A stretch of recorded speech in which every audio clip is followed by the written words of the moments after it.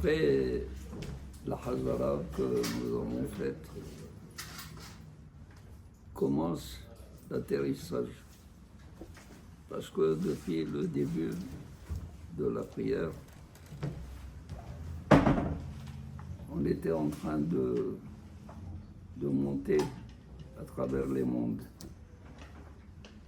Et Korbanot, c'est Olam Asiya. C'est le monde de l'action. On fait, on travaille, on transforme. À partir de Baruch Shama jusqu'à la bracha de Ishtabah, c'est le monde de la Yetzira, la création. La création, c'est créer quelque chose à partir d'une matière existante. Après Baruch, c'est le Yotzer. Le Yotzer, c'est Olam Abri'a. C'est le monde de la création du néant, à partir du néant. Akadosh Baruch Hu a créé le monde Bara et Olam. Dans la Hamida, on a atteint le monde le plus élevé, c'est Olam Atzilut. Olam Atzilut, c'est l'Olam du rayonnement. On est près de Akadosh Baruch Hu. Quand on a fait aussi Shalom Bimromad, on est sorti, on commence l'atterrissage, on commence à rentrer de nouveau dans les mondes de Olam Atzilut, à Olam Bri'a, de Olam Bri'a, Olam Yetzira, de Olam Yetzira, à Olam Asiya pour arriver à notre monde. Et ça, c'est pour les tzadikim et des gens de très grande perfection. Il pourrait rester dans la Hamida, rester dans l'autre monde, et ne plus vouloir redescendre. C'est pour cela qu'on les rattrape et on leur dit, allez, aussi Shalom, réveille-toi. Ça arrive.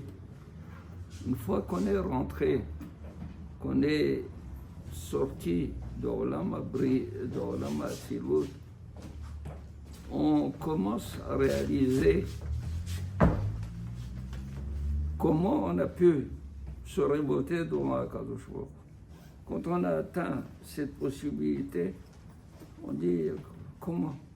Moi, même pas un grain de sable par rapport à un monde entier qu'Akadosh Baruch Hu a créé, a pu se révolter contre Akadosh Baruch Hu, a pu faire quelque chose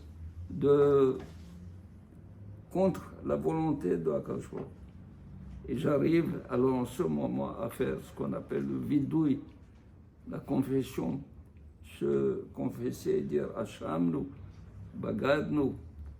Vous avez remarqué, Hashamnu, Bagadnu, Gazalnu, c'est selon l'ordre de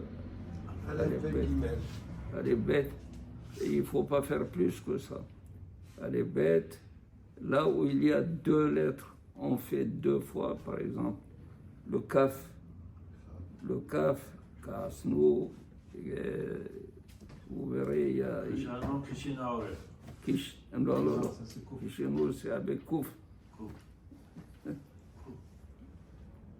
Kizavnu, kazab, nous avons menti.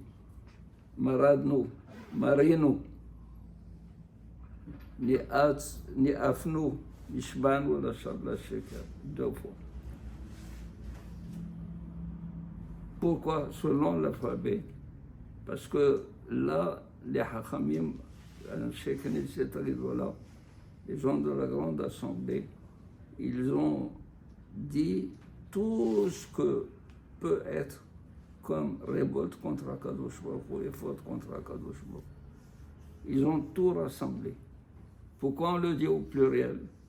Puisque tu confesses tes fautes à Shanti, on doit dire pourquoi Hashamnu?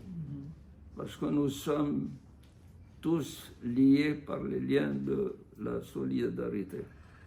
si quelqu'un fait une faute, ça rejaillit sur tout le peuple d'Israël. Donc, si quelqu'un a fait, c'est nous tous qui avons fait, Hacham. Alors, on réalise que nous avons fauté à Kadosh Baruch Hu.